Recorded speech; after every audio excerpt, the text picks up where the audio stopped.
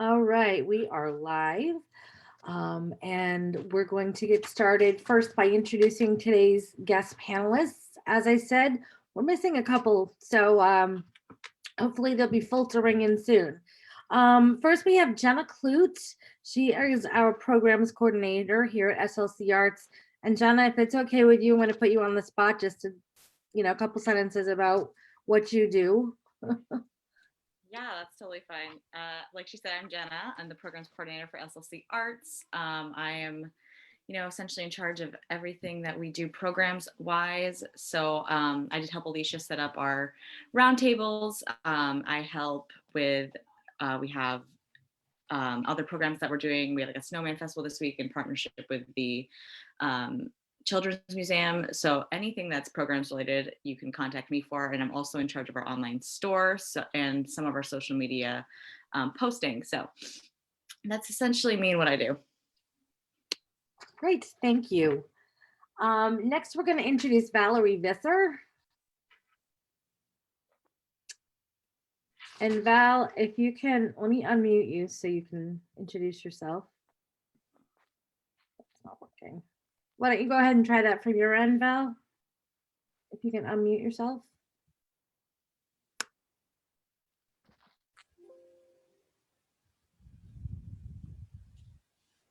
Okay. Maybe she stepped away from her computer. I'd like to move on next, and we were supposed to meet in before the meeting so I could understand how to pronounce her name. I want to say Shiuka. Yes. Yes. Okay. Yes. Terrific. From Tawny, a little bit about what you do, please. Hi, everybody. My name is Shoko Wei, and I'm the communication director at Tawny. So for the ones you don't know, Tawny stands for Traditional Arts in Upstate New York. We're located in downtown Canton, New York, and I do everything related to social media communication and design, graphic design for Tawny. And I can be reached at shoko@tawny.org. Thank you. Thank you. Is Mary Harding here? Yes, she is. Mary, if you could unmute yourself and introduce yourself, please. There. Does that work? Yes, we can Can hear you you. hear me? Yes. Okay. Hi. I have my own business, which is making ceramic beads, and I also make jewelry, and I sell online mostly. And I don't know what else to tell you about, but I use ceramics to make the beads, do everything by hand, and that's about who I am. Perfect. Thank you for being here today. Rebecca, You're welcome. I'm glad it worked out. Oops, go ahead. Rebecca, if you could just introduce yourself, please. Sure. My name is Rebecca Weissman, and I am on the board of directors of the Orchestra of Northern New York. So I'm actually in a volunteer role as social media coordinator for them. And during the day, I'm director of annual giving at SUNY Potsdam. Excellent. Thank you. And Valerie, let's see. Val, are you there?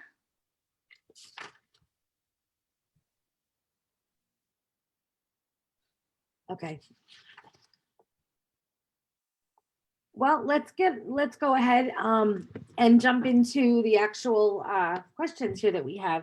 We have a little bit, we're going to talk about some social media basics first, then we're going to focus a little on content and engagement, and then we're going to wrap up with some best practices. And there will be about 5 to 10 minutes at the end of the meeting for you to ask any questions that you'd like to ask. And again, thank you for the panelists. This is a volunteer thing that they're doing, and we really appreciate their time and expertise. So social media basics, and this is to the panel in general, not any one person, so go ahead and jump in. First of all, I think the most important thing is, why should you or your organization have a social media presence? What's the why there? Hi, Val. Are you gonna, I don't know how to jump in. I had a client just leaving. We just finished our session.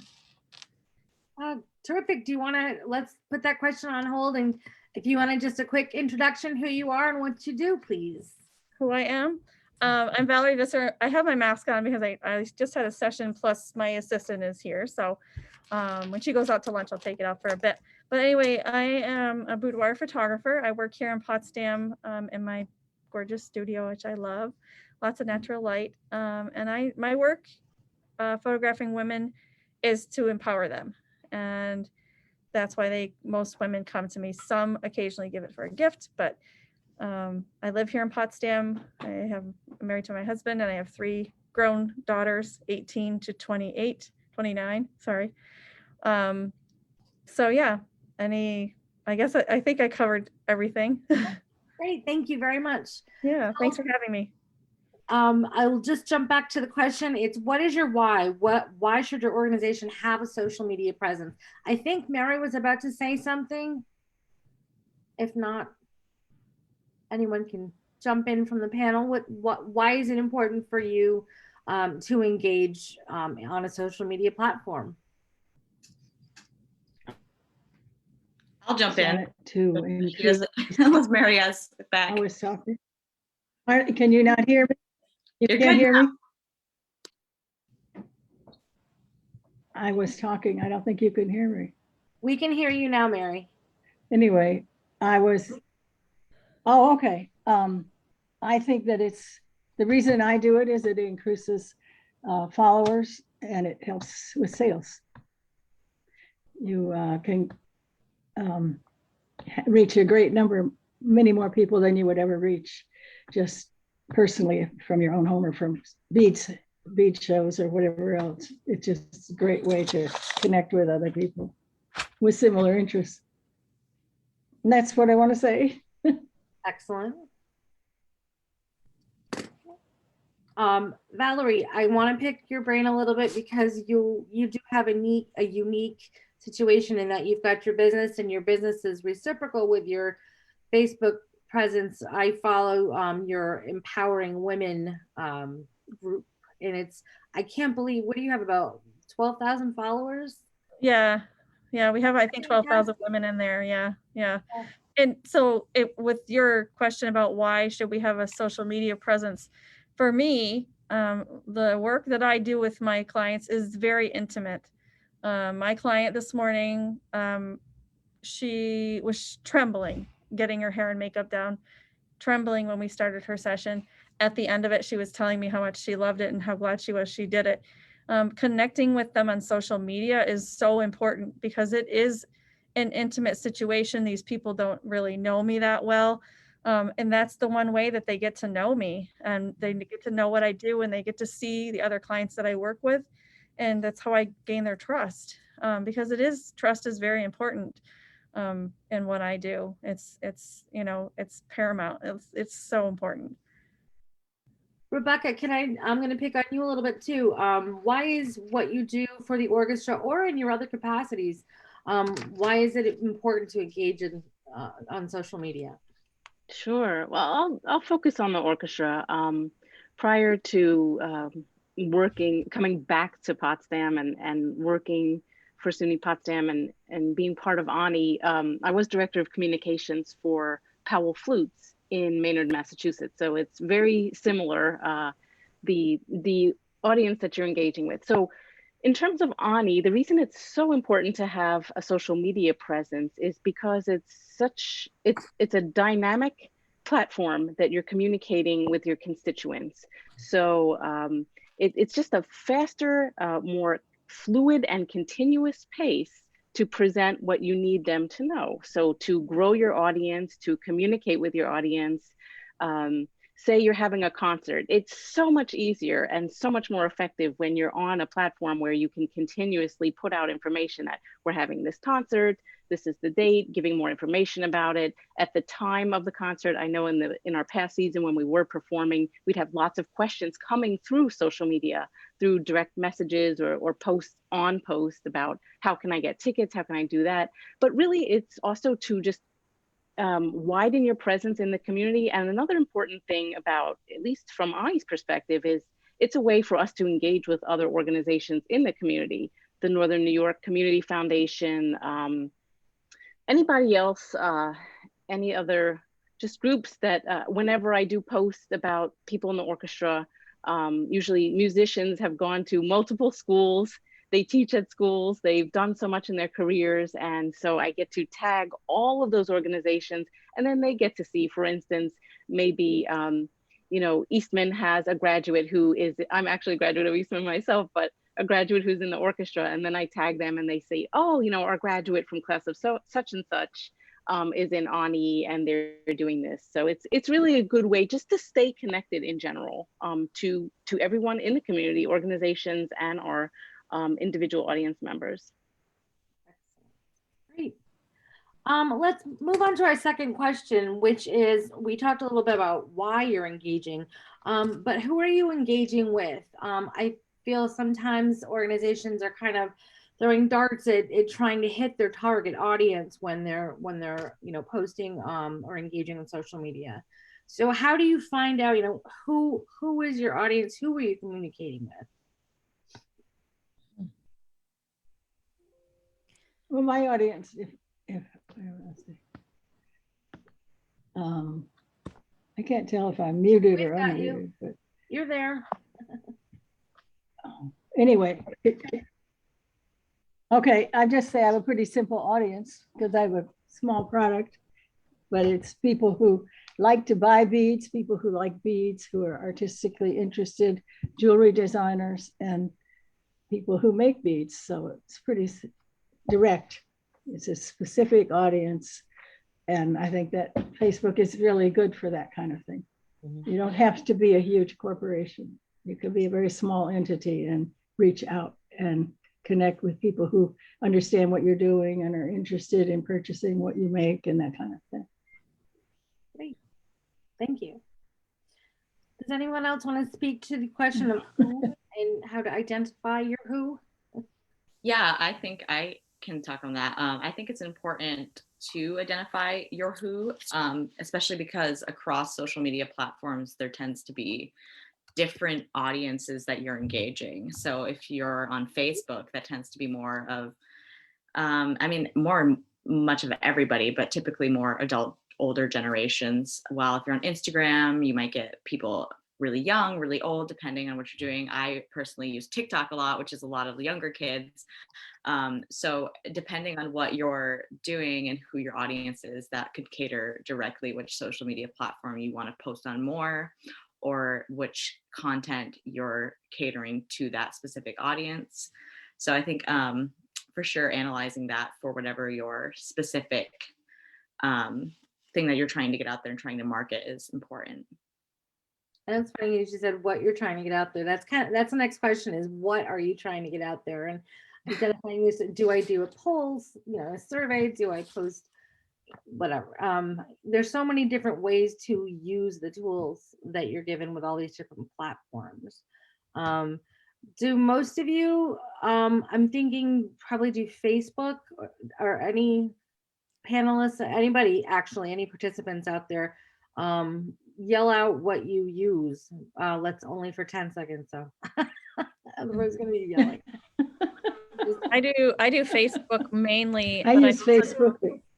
Instagram, and now we're doing TikToks. We TikTok. have Facebook, Instagram, and also YouTube mainly. Excellent. I forgot I use about Facebook YouTube. and Instagram. Yeah, we have And, Facebook, Instagram, yeah, YouTube Twitter, is another YouTube. possibility, Okay, great. Yeah. So YouTube is a good one too. we kind of want to talk, it's very much opinion. I mean, everyone has a different experience and a different purpose for using it. So when we're talking about the different social media platforms, Facebook, Instagram, Twitter, TikTok, Reddit, Tumblr, don't know if I missed anything, but a little bit about them. I like to hear, I hear TikTok and I hear Facebook. So let's talk a little bit about Facebook first, since that's kind of the giant elephant in the room. But what are the ways that you use Facebook to boost your business or your traffic or your organization's activities or whatever the what is that you're putting out there? How does Facebook help with that? I'll go Well, ahead if you and have a jump. business page, you could have a lot of people just drop in on a business page. Your personal page, you have to approve people who join. But if you have a business page, it's a good way, as others have said, to spread information about what you want them to know that you're doing and when you're doing it and where it will happen, that kind of thing. I think that's what it's very good for. Val, you were about to say something as well? I use Facebook in a couple of different ways. I use my personal page, my business page, and my Facebook group. My Facebook group is private. It's only women because of the nature of my work and because I want women to have a safe place to talk to other women about things that they might not want to talk about in front of men. And again, it's about developing that relationship. And my Facebook group isn't, yes, that's where I'm hoping people will find me and come to know me and maybe work with me, but it's also about connecting with all the women out there because it's like a community. It's so big and all the women that are in there support each other. And I can't tell you how many women who have come to me, not physically, but like sent me a Facebook message and said, your group is so uplifting. It's just the best part of my day when I'm, having a bad morning, I'll hop on or whatever. And it's uplifting. And it's also helped me really to just build my confidence, even seeing other women's portraits on there and also all of the uplifting memes that we do and the things that we talk about and the things that other women in there say to them, when they need support and that sort of thing. They like being there. And to me, that's a good thing because even if they aren't going to be my client, they're going to talk to other people that might be my client and have them join, welcome them in. So that's important. And on my Facebook personal page, I connect with people in ways just to, if I already know them in the group, I might connect with them and say, thank you for being a part of my group. And on my business page, we actually pay for Facebook ads. I don't know if anybody else here does that, but we do that. And the leads are kind of funny with my work. Again, I do really need to have a relationship with these women before they will come and work with me. They're nervous about this kind of photography. So a lot of the people that we get from leads from there will end up either in our Facebook group or on our email list or both, but then they get to know me. They might book with me down the road. Some of them will book sooner rather than later, but I would say the majority of them need to see that they can trust me first. So it's a way to meet people in different areas at different levels for my business. But it's been very, very helpful for my business. That's where most of my bookings come from, and word of mouth. Now that I'm more well-known, more people talk about me with their friends and family and, their girlfriends, whatever. It really is networking. Yeah. Yeah. Yeah.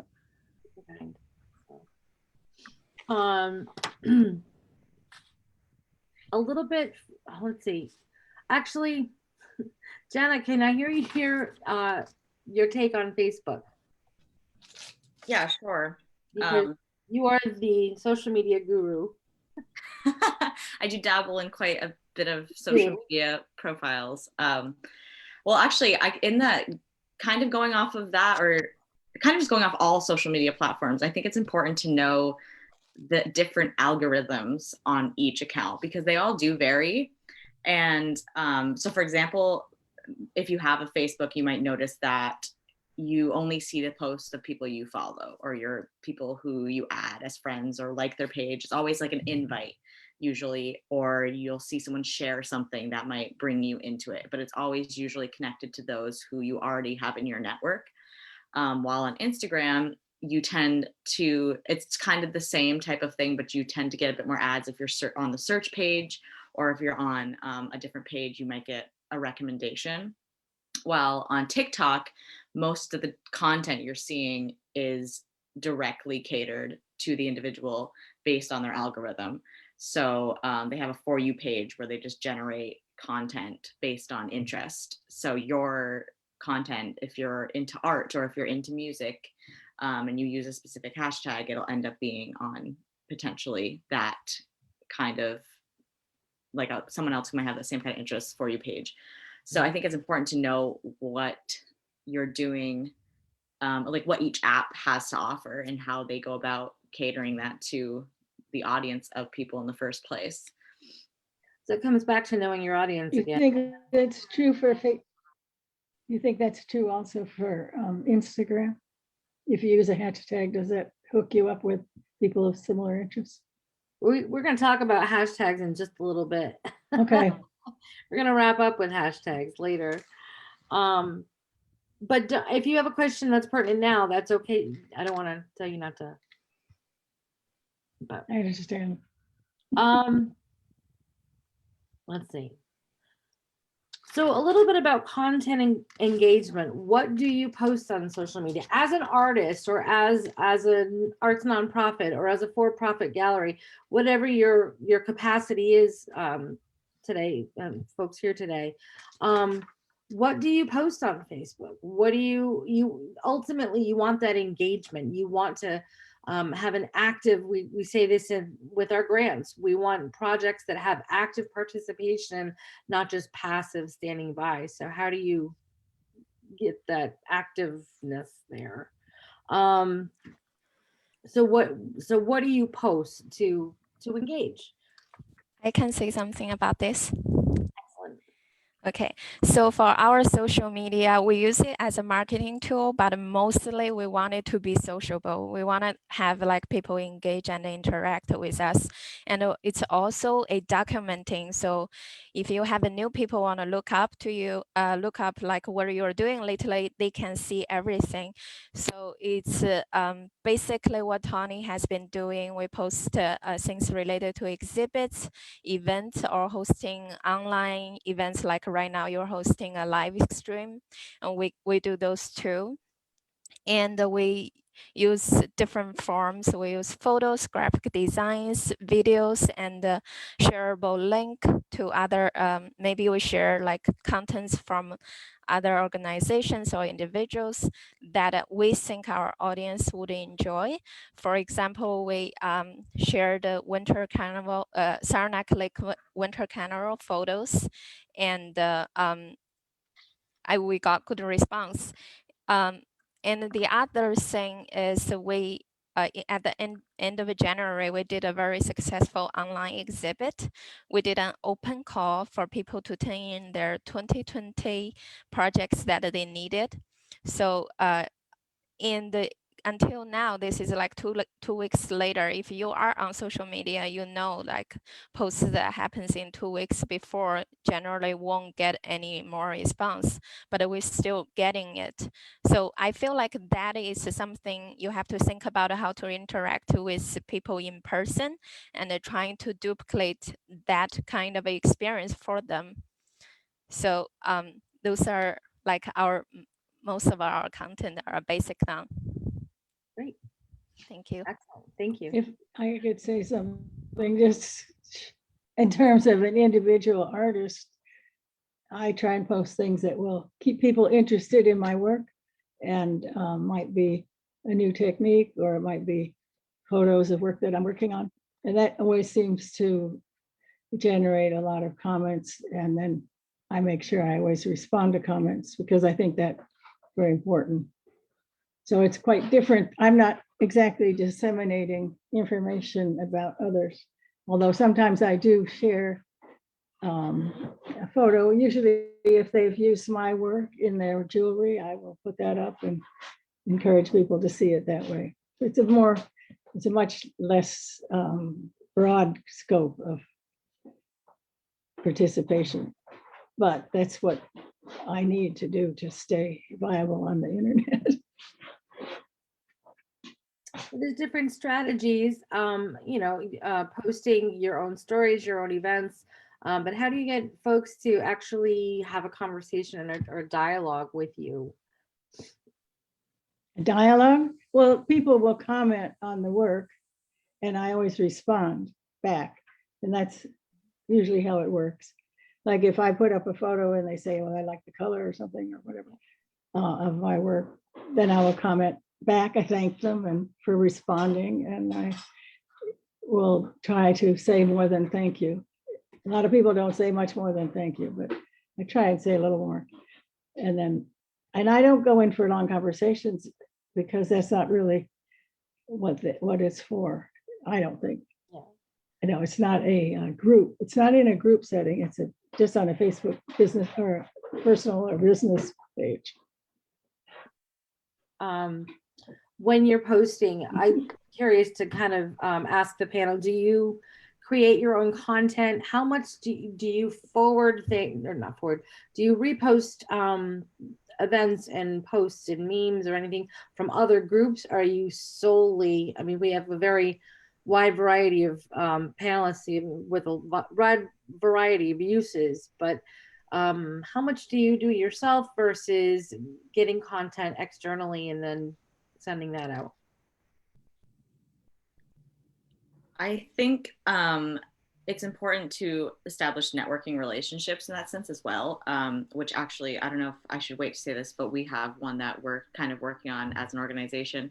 Maybe I'll wait till you talk about hashtags to mention that. But I think it's important to have other people who do what you do or are affiliated with you, and you guys can kind of support each other. For example, this isn't through my work, but through my own personal account on TikTok, I had a bunch of friends and other people who have small businesses, and they would use me because I had a higher following account to promote their work for them, and I would be happy to do so because they would then provide me with some sort of benefit as well. So we had that relationship where we would help each other with each other's content and help each other build up our platform. And I think that's something that is important, especially in small businesses or smaller nonprofit organizations, to do, is to make use of those within your community who are willing to help and share things for you.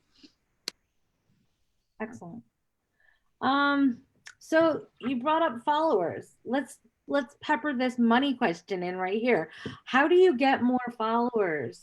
Jenna, you're an expert on this, because how many followers did you get on TikTok a few months ago for your one? I have one video that went viral and I had 4 million views on it, and it brought me up to around 25,000 followers. So that was definitely shocking. But the way I even went about doing that, I think a lot of it is I took what I know about different things as someone who's an artist, as someone who has a background in psychology, and I catered that to my interests and things that I'm interested in myself. So my passion kind of shows through what I'm posting, along with engaging my audience. So I always ask questions, or I always I take advantage of live streams a lot as well to directly engage quickly with audiences, so that they can ask me questions and get to know me and have like a one-on-one conversation without having to take time out of my day to necessarily speak specifically with each person. So I feel like that's a way to get more followers. And then also just being down to earth. I feel like sometimes, and I know that Valerie does this as well in her group. I'm actually in her group as well. But to be down to earth with people, like I know half the time some of the stuff she shares is just, you know, a little fun game or something that's like, I don't know, just broad and welcoming to people to come as they are and, you know, chat. And then you establish this relationship with people you may not ever meet, but you feel like, you know, and then they just want to keep coming back. So. Yeah, I have people that have been in my group for sometimes 3 years before they'll book a session with me. And they've just been following me for that long and building up, being brave. It's funny though, after they have their session, they're like, I wish I would have done it a lot sooner. It really wasn't that hard. But yeah, and I would say for the question about where do we get our you know, the stuff that we post, I would say probably half and half. Stuff we find places, whether it's Instagram, Facebook, other groups, whatever. And then we make some of our own stuff, whether it's memes or obviously my work is shared in there every day.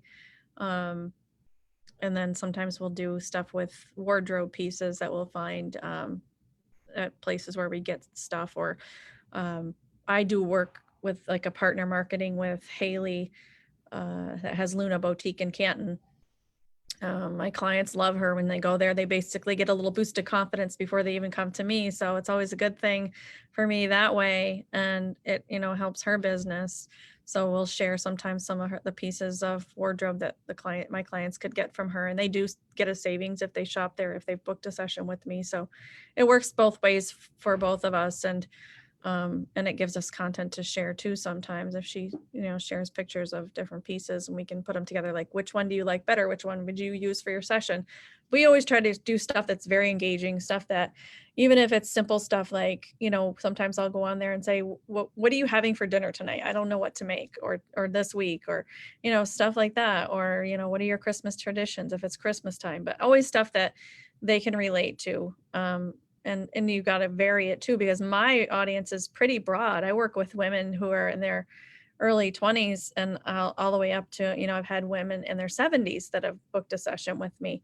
So my audience really it varies. It's always women, obviously, but the age range and, people think that, or some people, I should say, when they first see what I do, think it's only, what in their mind is a perfect woman, but all women come to work with me because they see my work and they realize that they can trust me once they get to know me and they really see what I do and why I do it. And everybody feels very welcome here at the studio. So, but yeah, I my audience, I know, Alicia, you asked that question. I feel like in some ways it's narrow. They have to value what I do.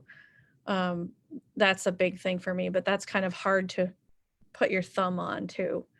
So I feel like artists are always trying to value what they do. I think you're an artist. That goes without saying. That I saw a cartoon the other day, and it was two people at an art gallery, and there was one little line of yellow drawn across the canvas, and they're like, it's just one line, how hard can that be? And then they show the next frame with a snail holding the paintbrush. It's just, you're always trying to reinvent yourself, and you're trying to prove yourself as an artist. And I think doing what you do with social media and peppering the other stuff in with it, I think is really a great engagement method. And yeah. So that is important. And like what Mary said, engagement is so important, because the more people engage with each one of your posts, the more other people that are either for me in my group or the people that follow my business page, because not everybody's going to see a post just because they've liked your business page. If you put a post up and you only get, a couple of likes on it and you don't get any comments on it, you're not going to get as many people seeing it, because that's how Facebook works. They put stuff out there that they know people are interested in. If they see people either reacting to it or, putting comments on it, and it is very important, like she said, to comment back to those people. You don't want to just ignore your audience, and Facebook looks at that too. So if you're not commenting when they've commented, or somebody's not, like there's not some sort of a conversation going on in there, they won't promote it as much. That's the way that they make things work with Facebook, which is a struggle sometimes. But that's what you need to do. I think you can find that there's you can also post to groups that get more comments than your own business page, which sometimes I do that too. In the bead world, there are particular groups that specialize in accepting work, that you can put your work on. And some of them are very successful in getting business and getting people to respond to you. And you can find that out by just trial and error, I think. And probably within the groups that you're in, you hear of these other groups. Yep. So next question then would be, if I were, was just on this call, I would sit down on my computer and look and say, how often should I do this? How often, let me pose the question, how often do you post? And how much time do you spend on social media programming as a part of your overall program or workload, depending what you do? We have kind of I'll a start schedule. because I don't post all that often. So just say that I don't think for what I do that it's a good idea to overdo it. I don't. So I post maybe 2 or 3 times a week, maybe, if that. And I think that's enough for me. Okay.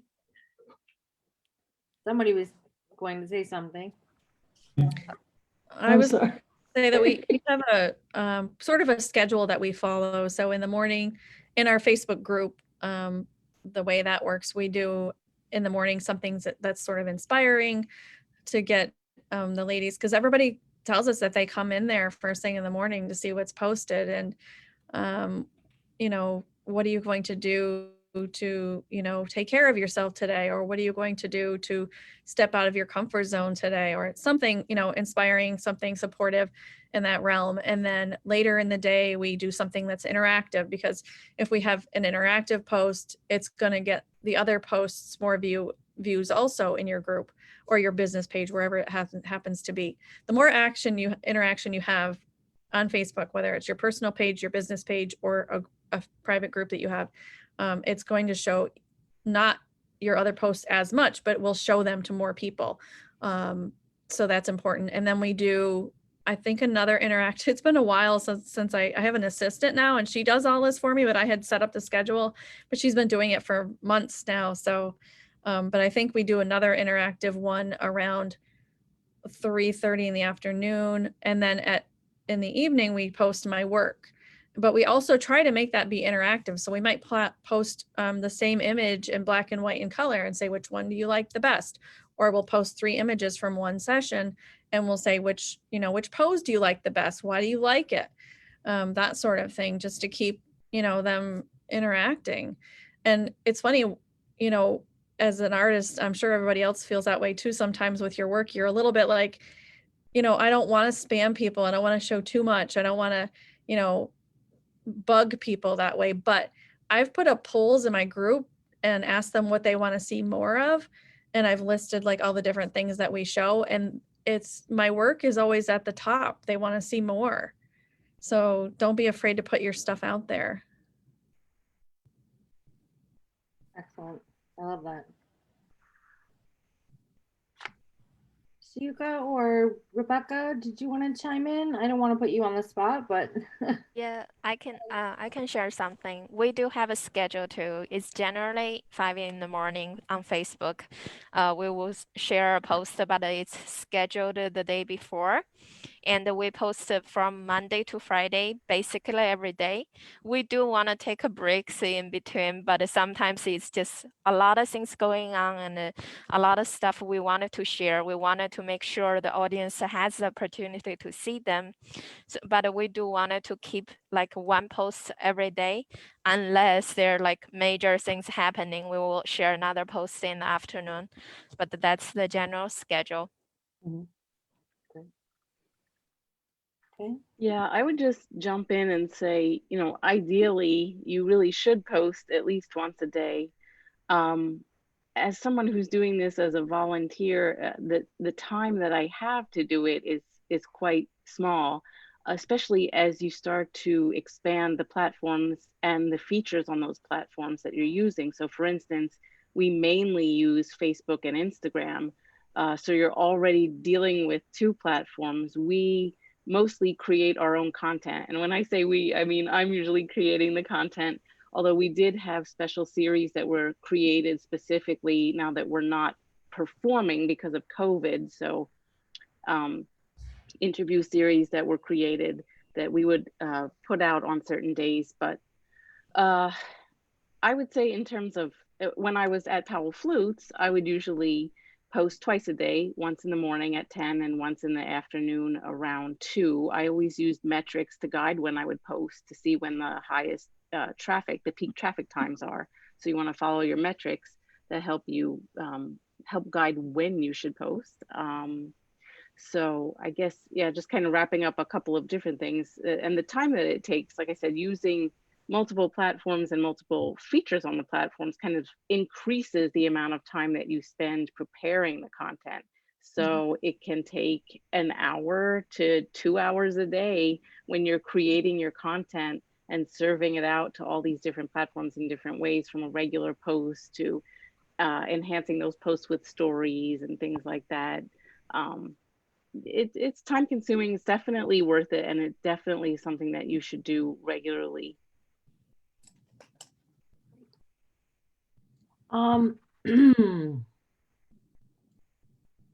Have you advertised on, almost there? Have you advertised? We're almost to hashtags. Have you advertised on social media? And if so, what was the experience?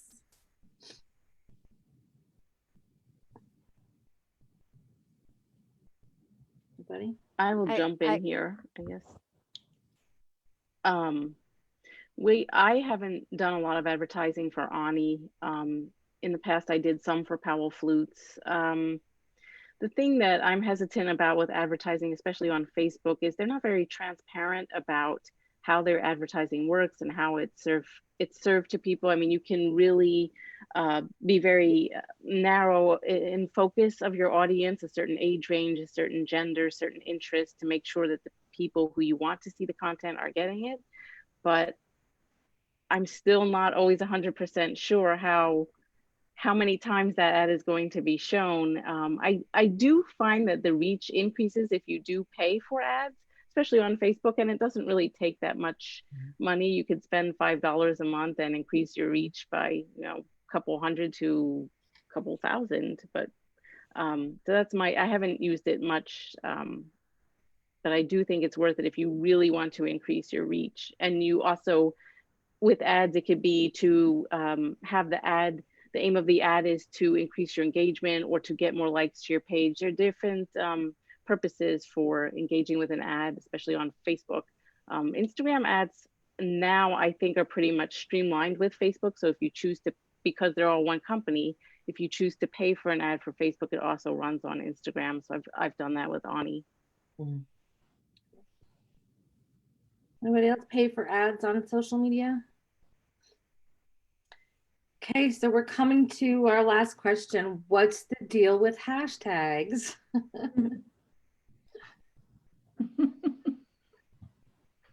Donna, I know you're dying. Yes.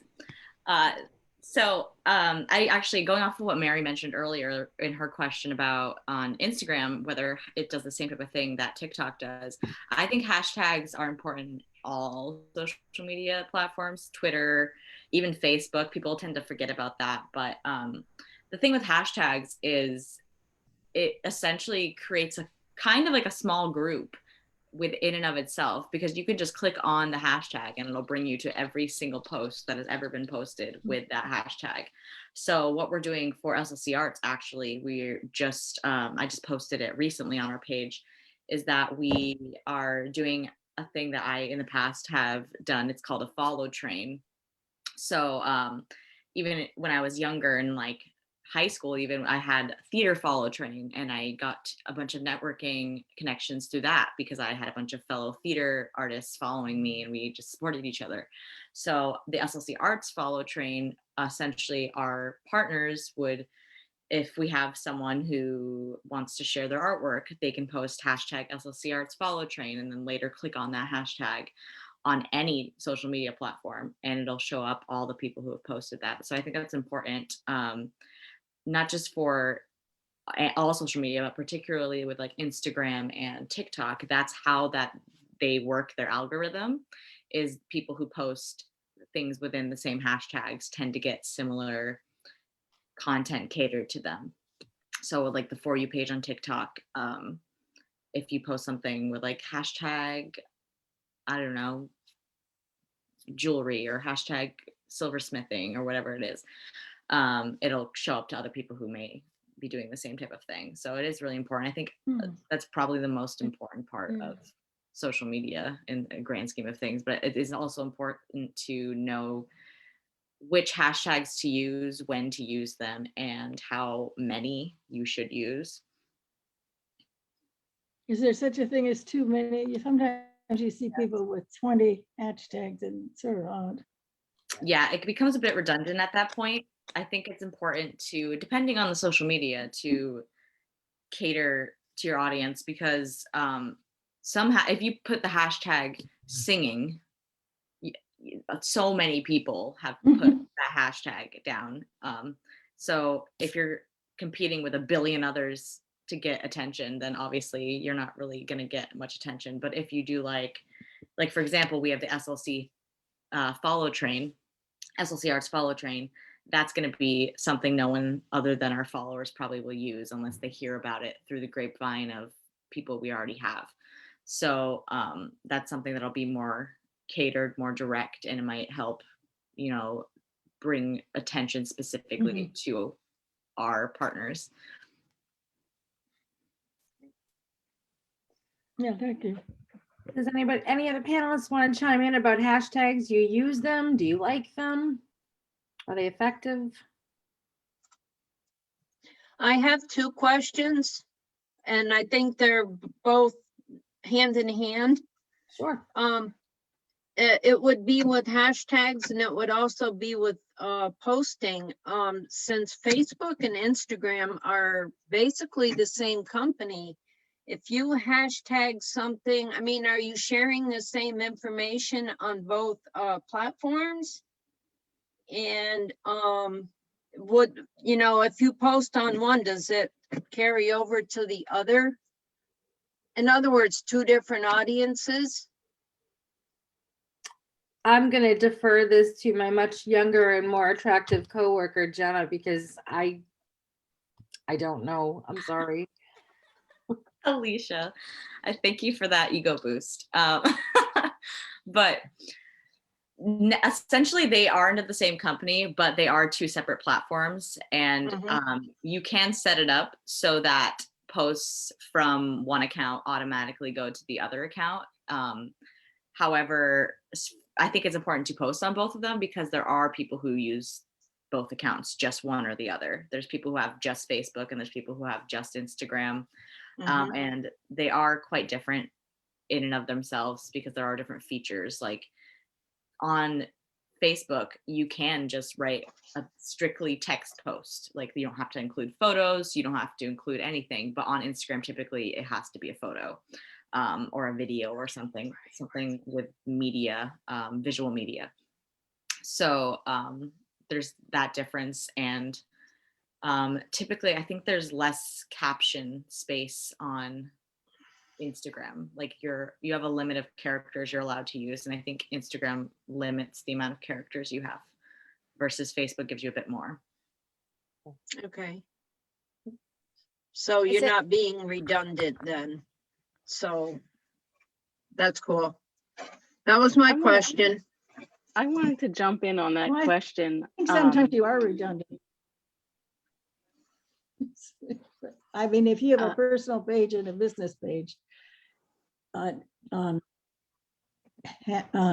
Instagram and Facebook, they tend to put the photos you put on Instagram right onto the same page you've already put a photo on Facebook. I've seen that quite a bit. Does that make sense?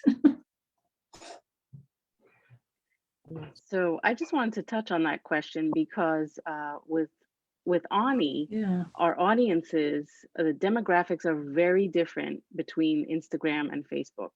And the content that we create, there are limitations between the two platforms. For instance, if we have our Tuesday Talks with the Maestro series and the video is 15 minutes long, I can upload it on Facebook. But once I have that uploaded to Instagram, it's only going to show 1 minute. The dimensions are different. Cover is going to be different on Instagram. So I actually do have to edit the content and shape it to fit the platform. On Facebook, we may have posts that lead to our website, for instance, and I'm putting in a link, and you can't really have a link on Instagram. There are ways around it on Instagram. A lot of people use Linktree. We have that as well, but you don't have the same capabilities on the two platforms. And for us, we do not have the same audience. So perhaps we have an interview with some of our donors that would do very well on Facebook, a 15-minute interview. But with our Instagram, the audience is much different, and the content that they interact with and that they like is much different. So I don't put the same exact content on those two platforms all the time. In fact, it's very different now. I have to kind of customize them to two different things. Some things I'll put just on Instagram for a demographic of, say, age 18 to 25, and that's not on Facebook. And there'll be content on Facebook that's not on Instagram. There is a way to create the content if it's something that can seamlessly carry over. Let's say a photo with a caption, you can post it to Instagram and then have it go over to Twitter and Facebook at the same time. So I hope that answers the question. For us, it's very different content. Good answer. At this time, if anybody else has any other questions, now would be the time to ask those. And if no one has any questions, if any panelist just wants to give any parting words, best practices, advice for someone just getting started with really a social media presence in the arts.